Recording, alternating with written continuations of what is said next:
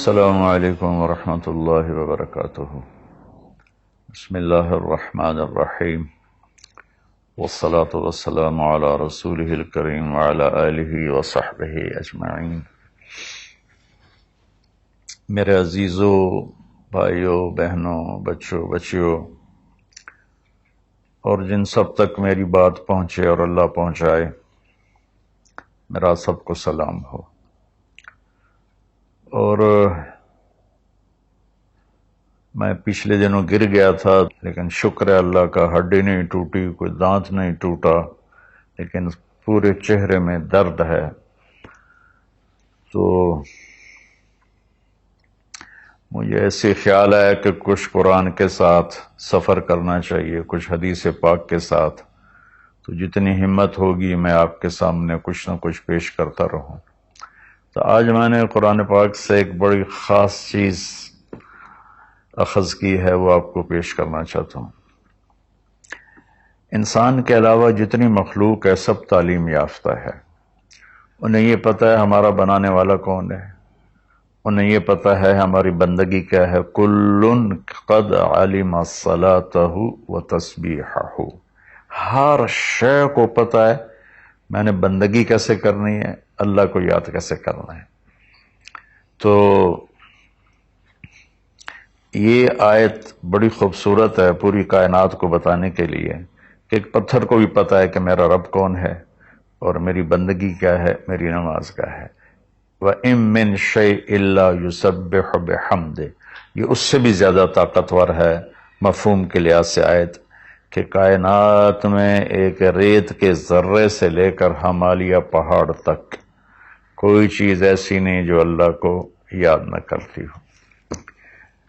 لیکن انسان جاہل پیدا ہوتا ہے، اس لیے آپ حیران ہوں گے بڑے بڑے پڑھے لکھے مفکر، سائنسدان،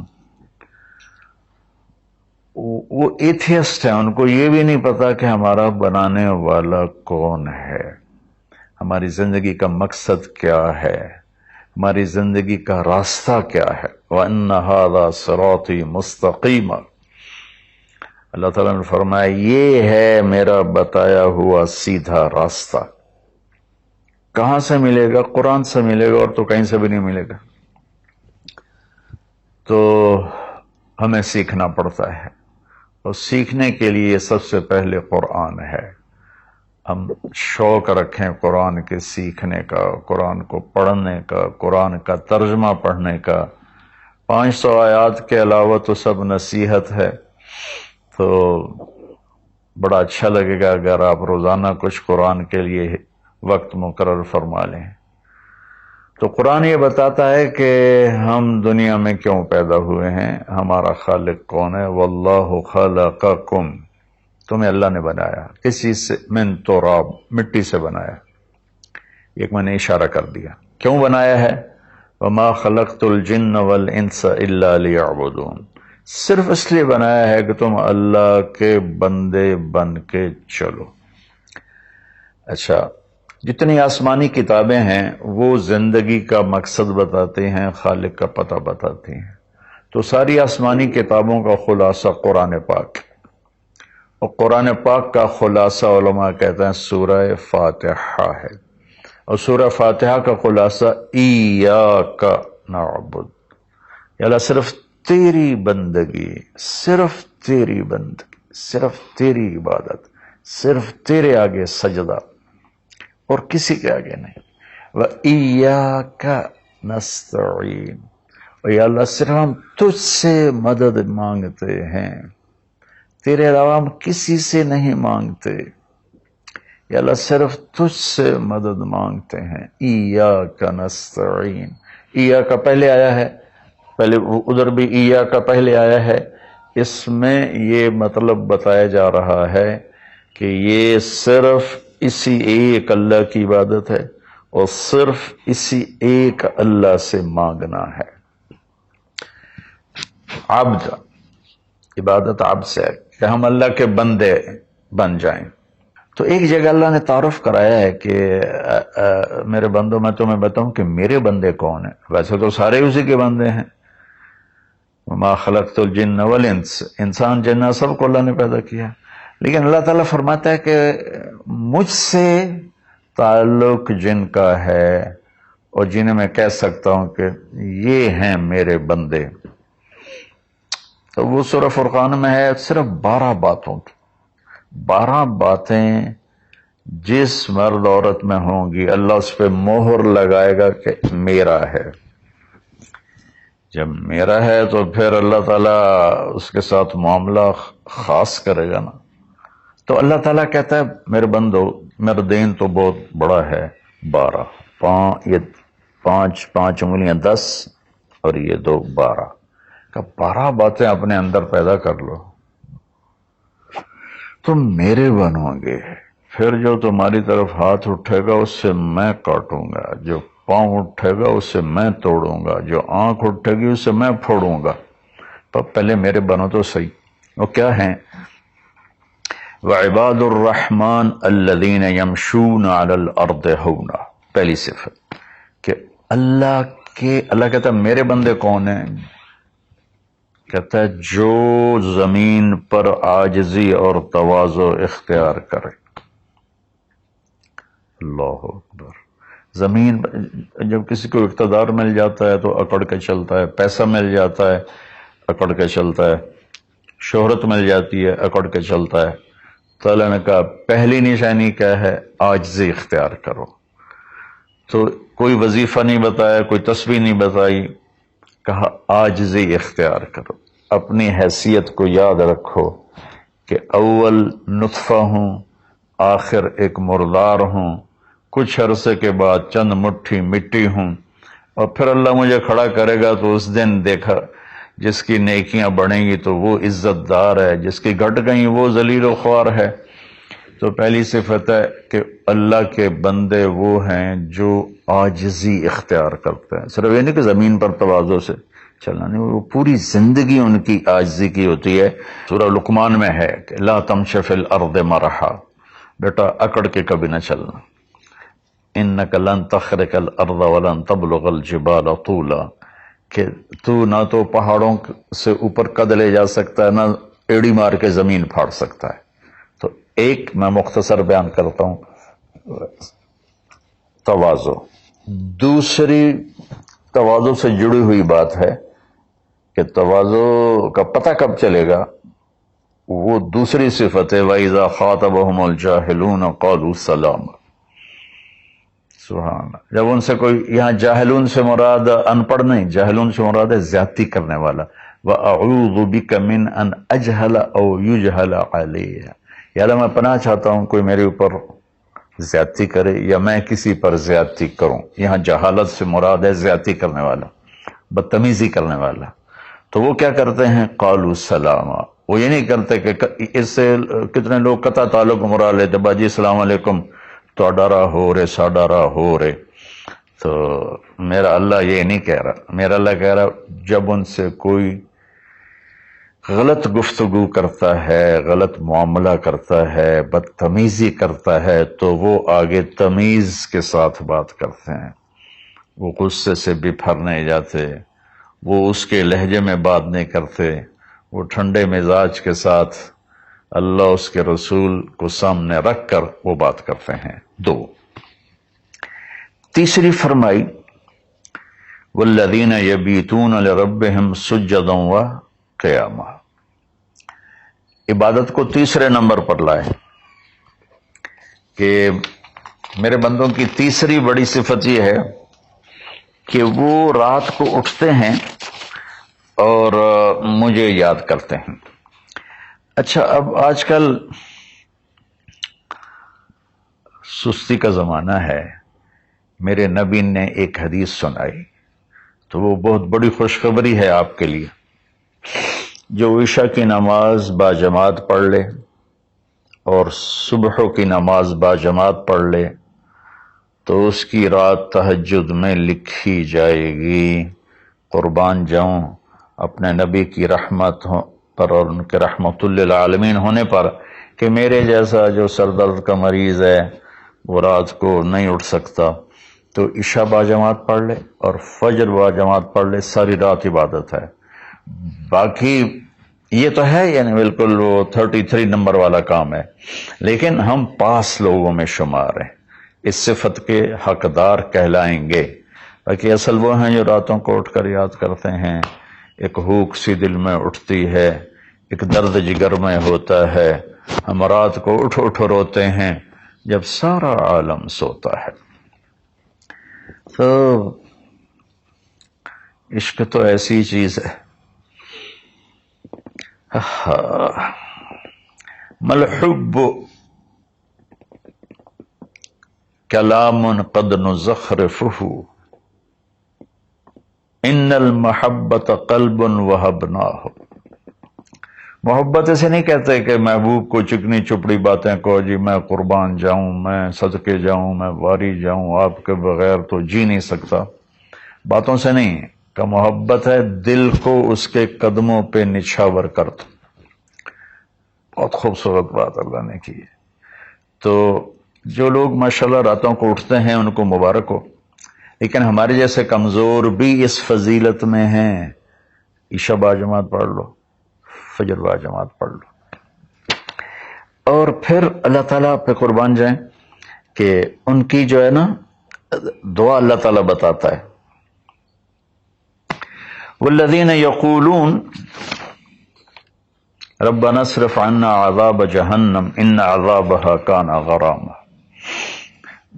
وہ اللہ ان کی دعا بتا رہا ہے کہ وہ کہتے ہیں یا اللہ ہم سے عذاب جہنم دور فرما، چونکہ یہ نہ ٹلنے والا عذاب ہے جو چمٹ جاتا ہے، اور وہ انہا ساءت مستقرا و مقاما، اور یا اللہ وہ بہت ہی برا ہے، بہت ہی برا ہے۔ تو تہجد اور دعائیں، دعا بہت بڑی طاقت ہے، بہت بڑی طاقت ہے، بہت بڑی طاقت۔ ہم نے دعا ایسے ہی بنائی ہوئی ہے، فرض نماز کے بعد مولوی صاحب رٹے رٹائے جملے بولتے ہیں، ہم پیچھے آمین کہتے ہیں۔ دعا وہ ہے جو آپ تنہائی میں اللہ کے سامنے گڑ گڑا کر بولتے ہیں۔ میرے نبی نے فرمایا اللہ کے سامنے روو، اچھا اگر علم تبکو فتباکو، اچھا اگر تمہیں رونا نہیں آتا نا تو رونے کی شکل بنا لو۔ چوتھی چیز بتاتے ہیں، والذین یقولون ربنا اصرف عنا عذاب جہنم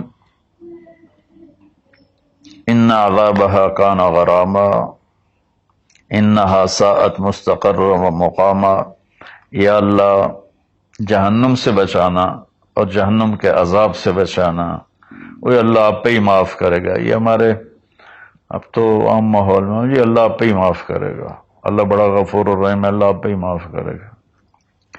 تو میں تو اپنے ماحول میں بات کرتا ہوں اپنے عزیز رشتہ داروں سے کہ اللہ آپ پہ ہی کپا کٹ دے گا، سپرے نہ کرو، پانی نہ لاؤ، کھاد نہ دیو، آپ بہے کوئی بی پا دیو، اللہ آپ پہ ہی کٹ دے گا۔ لے جی مولانا صاحب کہیں گل نہ کریں دیو، بھلا کدی پانی تے کھاد تے سپرے تو بغیر بھی کاشا ہوئی۔ تو اللہ یہی کہہ رہا ہے کہ ڈرو مجھ سے اس جہنم کے عذاب سے اور اس سے بچاؤ کا راستہ اختیار کرو۔ پانچویں بات کیا ہے؟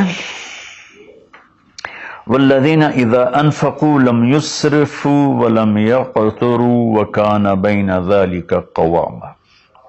بہت اعلیٰ چیز ہے، معیشت کو، اکانومی کو بہت خوبصورت انداز میں بتایا کہ میرے خاص بندے وہ ہیں، دیکھو اللہ نے دنیا کا بھی بیچ میں ڈالا۔ اللہ والے دنیا کو نہیں دیکھتے، اللہ والے چٹائیوں پہ سوتے ہیں، اللہ والے بادشاہوں سے نہیں ملتے ہیں، اللہ والوں کے پاس جایا جاتا ہے، اللہ والے کسی کے پاس نہیں جاتے ہیں۔ ارے سب سے بڑے اللہ والے تو نبی ہیں، اللہ نے فرعون کے پاس بھیجا موسیٰ علیہ السلام کو، اور کائنات کی افضل ترین ہستی اللہ کے بعد میرے نبی ہیں، ابو جہل کے پاس بھیجا۔ تو یہاں ان کی معیشت کو بتایا جا رہا ہے کہ میرے بندے وہ ہیں جتنا ہم نے ان کو دیا ہے اس سے بڑھ کر خرچ نہیں کرتے۔ قرضے اٹھا لیے، شادی آ گئی، اس پر مجھے ایک بتا رہا تھا ساتھی کہ ایک آدمی نے اپنے بچے کی شادی کی تو 40 لاکھ کی آتش بازی چھوڑی۔ یہ اللہ اس سے منع کر رہا ہے کہ میرے بندے وہ ہیں کہ جو ایسے نام و نام 40 لاکھ روپے کو آگ لگا دی، اس 40 لاکھ روپے پر کتنے غریب بچیوں کی شادیاں ہو جاتی، کتنے مریضوں کا علاج ہو جاتا۔ وَلَمْ يَقْتُرُوا، دوسری بات ہے کہ جتنا دیا ہے اس سے اوپر نہیں جاتے کہ قرضوں میں چلے جائیں، اکانومی برباد ہوگی۔ اور وَلَمْ يَقْتُرُوا، اور جتنا دیا ہے اس سے کم بھی خرچ نہیں کرتے، کنجوس نہیں ہوتے، بخیل نہیں ہوتے، لالچی نہیں ہوتے۔ یہ چیز بھی اکانومی کو ہٹ کرتی ہے کہ بس جوڑتے جاؤ اور اس کو آگے بڑھاؤ نہیں، اس کو آگے دو نہیں۔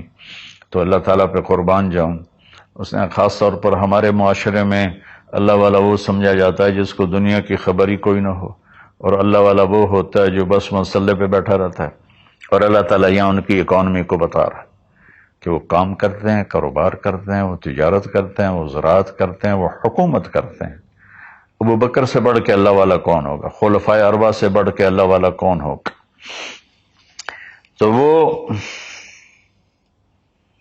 اپنے خرچ کو بیلنس کرتے ہیں۔ کل پرسوں ایک ساتھی بات کر رہا تھا، اصحاب صفہ تو چٹائیوں پہ بھوکے لیٹے رہتے تھے۔ یہ شروع کی باتیں ہیں۔ عبد الرحمن بن عوف ٹاپ 10 صحابہ میں ہیں، ٹاپ 10 صحابہ میں۔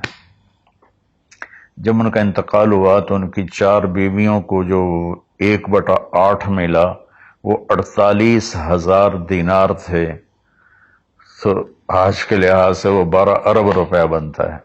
جس آدمی کا 1/8 12 ارب ہو تو پورا کتنا ہوگا؟ اور 10,000 بکریاں، 1,000 اونٹ، 1,000 گھوڑے، اور شام، عراق، مصر، حجاز میں زمینیں، جائیدادیں، باغات۔ یہ تو پھر اللہ والی کوئی نہیں، اور اللہ کا نبی کہہ رہا ہے یہ ابو بکر جنتی، عمر جنتی، عثمان جنتی، علی جنتی، طلحہ جنتی، زبیر جنتی، عبد الرحمن بن عوف جنتی، اور ابو عبیدہ بن جراح جنتی، سعد بن ابو وقاص جنتی، اور سعید بن زید جنتی۔ یہ سب بڑے، 4 تو ویسے ہی حکمران ہیں، خلفاء ہیں۔ اور حضرت زبیر کے 1,000 غلام تھے جو ان کی کھیتی باڑی اور تجارت کو سنبھالتے تھے، اور حضرت طلحہ کے امپورٹ ایکسپورٹ کے لیے بحری جہاز چلتے تھے۔ سعد بن ابی وقاص کا وہ مدینے کی جنوب کی طرف وادی عقیق ہے، جو آج کے زمانے کا ڈیفنس کہہ لیں، وہاں ان کا سرخ پتھر کے سے بنا ہوا محل تھا۔ تو چونکہ پوری سیرت ہمارے سامنے نہیں، تو بس وہ ایک ہی چیز دیکھتے ہیں کہ بس یہ اللہ والے تو پھٹے کپڑے ہوتے ہیں، اللہ والے تو کسی سے ملتے ہی نہیں، اللہ والوں تو ستو پھانک کے زندگی گزار لیتے ہیں۔ جب اللہ نے صحابہ کو مال دیا تو عثمان رضی اللہ تعالی عنہ کہنے لگے اپنی بیوی نائلہ کے لیے میں نے چادر خریدی ہے 300 دینار میں، 300 دینار میں، جو 7.5 کروڑ روپیہ بنتا ہے۔ اور کہہ رہے کہ پتہ نہیں اسے پسند آئے گی کہ نہیں آئے گی۔ تو ہم بیچ میں دنیا کو نکال نہیں سکتے، یہ بڑی غلط تعبیر ہے اسلام کی۔ اس کے بعد کیا ہے ان کی صفت؟ 3 کٹھی بتائی ہیں، 6، 7، 8۔ میں آپ کو 5 بتا چکا ہوں۔ تواضع، عاجزی، اور برائی کا جواب اچھائی، اور راتوں کو اٹھ کے بندگی، اور اپنے کاروبار زندگی میں اعتدال اور بیلنس آف اکانومی تب ہوگا جب اخراجات کو کنٹرول کیا جائے گا۔ وہ ایک آدمی مجھے ملنے آیا تو کہنے لگا یہ اتنے کروڑ کی گھڑی، اور ہمارے پاس گھڑیوں کا ڈھیر ہے، کروڑوں روپے، ہر گھڑی کی قیمت کروڑوں روپے ہے۔ تو یہ تو نادانی کی بات ہے، نہ کہ کوئی فخر کی بات ہے۔ پھر اللہ تعالیٰ نے بتایا 3 صفتیں کٹھی بیان فرمائیں، وہ کیا ہیں؟ والذین لا يدعون مع اللہ الہا آخر، جو توحید کا جام پیتے ہیں اور اللہ کے سوا کسی کو اس کا شریک نہیں ٹھہراتے۔ دوسرا کیا ہے؟ ولا يقتلون النفس التي حرم الله الا بالحق. جو ہمارے علاقے میں خاص طور پر جو قتل کی دشمنیاں ہیں، اور اپر پنجاب میں جو قتل کی دشمنیاں ہیں، گجرانوالہ کے ارد گرد، گجرات کے ارد گرد خاندانوں کے خاندان تباہ ہو کے، اور ایسی سرحد اور بلوچستان کے قبیلوں کے قبیلے تباہ ہو گئے، اور نمازی 5 وقت کے. اور میرا اللہ کہتا ہے جو کسی کو قتل نہیں کرتا سوائے حق ہے. حق ہے، کوئی زانی پکڑا جاتا ہے اور شادی شدہ ہے اور 4 گواہ اس پہ لگ جاتے ہیں، ہم اس کو قتل کرو. اور کوئی جنگ ہے کفر اور اسلام کی، جب اس جنگ میں جب سامنے آئے لڑائی کرنے والا اسے قتل کرو. لیکن جیسے آج کل ہمارا ماحول ہے قتل قتل قتل قتل، بھائیو اللہ کہہ رہا ہے جو میرے بندے ہیں نا وہ کسی کو ناجائز قتل نہیں کرتے. تیسرا کیا فرمایا؟ ولا یزنون، زنا نہیں کرتے. زنا کیسے پھیلتا ہے؟ بے حیائی سے. جو چند دن پہلے میں نے بات کی تھی تو کچھ لوگوں نے برا منایا، باقی تو اکثر نے ایکسیپٹ کیا. زنا بے حیائی سے پھیلتا ہے. اللہ کہتا ہے قل للمؤمنین یغضوا من ابصارہم ویحفظوا فروجہم. ایمان والوں سے میرے محبوب کہو کہ آنکھیں نیچی رکھیں اور زنا سے اپنے آپ کو محفوظ رکھیں.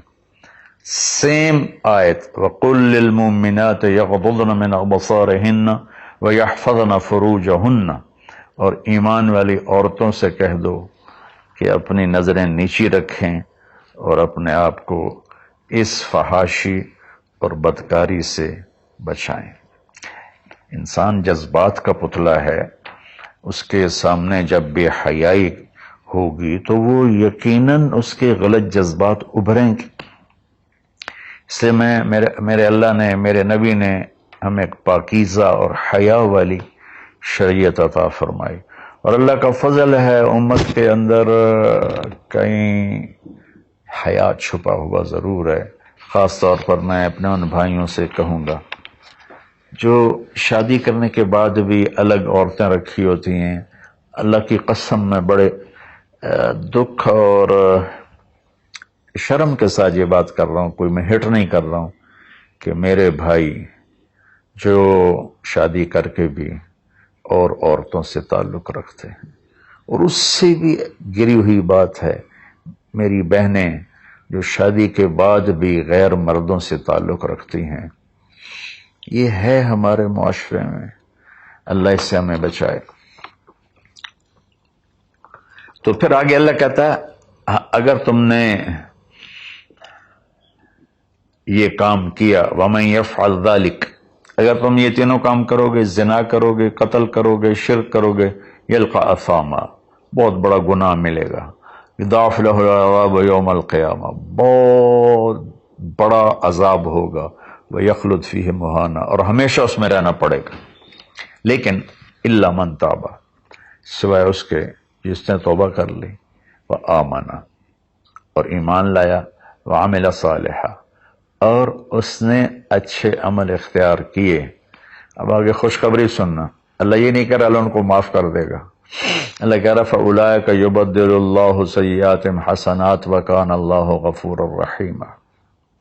اللہ تعالیٰ فرما رہے ہیں کہ ہائے ہائے، اگر تم توبہ کر لو گے نا، ایمان لے آؤ گے، اچھے عمل کرو گے، تو میں صرف تمہیں معاف نہیں کروں گا، تمہاری برائیاں مٹا کے وہاں نیکیاں لکھ دوں گا. واہ قربان میرے مولا، کہتے معاف نہیں کروں گا، معاف بھی کروں گا اور تمہارے گناہوں کی جگہ نیکیاں لکھ دوں گا. یا اللہ ایسا کیوں کرو گے؟ کہ اس لیے کہ میں غفور الرحیم ہوں. تو من تاب وعمل صالحا فإنه يتوب إلى الله متابا. آگے اللہ نے بتایا کہ توبہ کرنے والا ہے کون؟ جو توبہ کرنے کے بعد اپنے عمل کو بدلتا ہے، اچھا کرتا ہے، یہ ہے صحیح توبہ کرنے والا. لیکن ایک خوشخبری سنا دو. مثلا ایک آدمی کی توبہ کر کے توڑ دیتا ہے. چند دن پہلے ایک نوجوان کا فون تھا، روز نے دھاڑے ماری کہ جی توبہ کرتا ہوں، پھر 15 دن بعد ٹوٹ جاتی ہے، پھر توبہ کرتا ہوں، پھر 15 دن بعد ٹوٹ جاتی ہے. میں کہا توبہ کرتے ہو؟ کہتا جی کرتا ہوں. میں نے کہا معاف ہے. وہ انسان ہے نہیں جس سے خطا نہ ہو. وہ انسان ہی نہیں جو بھولے نہیں. تو میرے اللہ نے توبہ کی کوئی لمٹ نہیں رکھی، نہ عدد نہ عمر. بھائی تو 60 سال کا ہو گیا ہے، تجھے حکومت پاکستان ریٹائر کرتی ہے، ہم بھی تیری توبہ قبول نہیں کریں گے. یا بھائی تو 3 دفعہ کر چکا ہے گناہ، اب ہم تیری توبہ قبول نہیں کریں گے. اللہ تعالیٰ کہتا ہے لو بلغت الذنوب عنان السماء ثم استغفرتنی غفرت لک ولا ابالی. میرے بندے میں اتنا بڑا رحم کرنے والا ہوں، تم ایک عورت یا ایک مرد اتنے گناہ کرو کہ زمین پہ رکھتے رکھتے رکھتے رکھتے آسمان کی چھت کو لگا دو، پھر ایک دفعہ کہو یا اللہ معاف کر، تو میں ساری معاف کر دوں. ہمارا اللہ بڑا پیارا اللہ ہے. اچھا، 9ویں صفت کیا ہے ان کی؟ والذین لا یشہدون الزور واذا مروا باللغو مروا کراما. اس کا ایک ترجمہ تو یہ ہے کہ جہاں گندی محفل ہو اور شرابی کی محفل چل رہی ہے، یا کوئی ناچ گانے کی محفل چل رہی ہے، یا کہیں کسی کی غیبت ہو رہی ہے، برائی ہو رہی ہے، کسی پہ ظلم ہو رہا ہے، تو وہ اس میں شامل نہیں ہوتے، چپ کر کے دائیں بائیں سے نکل جاتے ہیں. دوسرا ترجمہ یہ ہے کہ جو جھوٹی گواہی نہیں دیتے، جو جھوٹی گواہی نہیں دیتے. اچھا، اس میں ایک بڑی اور خوبصورت بات ہے، مروا کراما وَإِذَا مروا باللغو مروا کراما. میں دیکھوں گا شراب پی رہے ہیں بچے تو میں کہوں بدبخت نامراد ذلیل کمینے شرابیں پی رہے ہیں، چرس بیچ رہے ہیں یا چرس پی رہے ہیں، میرا یہ معاملہ ہوگا. لیکن مرو کرا، جب وہ کسی غلط محفل کو دیکھتے ہیں تو عزت کے ساتھ گزر جاتے ہیں، یعنی اپنا دامن بھی بچاتے ہیں، اور جو برائی کر رہے ہوتے ہیں ان کو بھی حقیر نہیں سمجھتے. میں اپنے دیندار طبقے کے سامنے ہاتھ جوڑتا ہوں کہ غلط راہوں پہ چلنے والوں کو حقیر نہ جانیں، ان سے نفرت نہ کریں، ان سے پیار کریں. میں اپنے گاؤں میں ہوں، تلمبا 3 کلومیٹر ہے، 250 طوائفیں ہیں. ان کو صرف بیٹی کہنے پر ان کی زندگی کیا سے کیا ہوگی.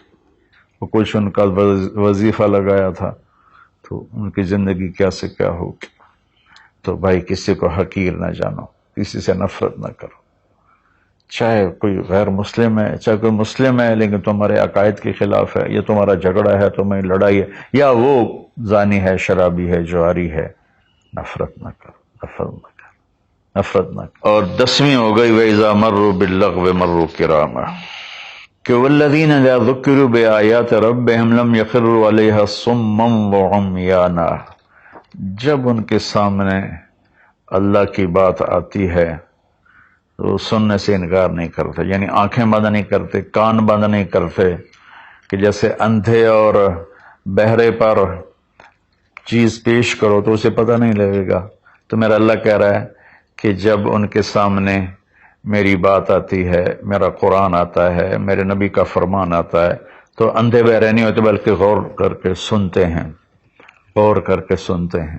تو اللہ ایک ان کی صفت یہ بتا رہے ہیں کہ وہ اللہ کا کلام سنتے ہیں تو تاثر لیتے ہیں اور اپنے آپ کو بدلتے ہیں، اور اپنے گناہوں پر باقی نہیں رہتے بلکہ اپنے آپ کو توبہ کرتے ہیں اللہ کے سامنے. پھر جب توبہ ٹوٹ جائے پھر رو دھو کے توبہ کرتے ہیں.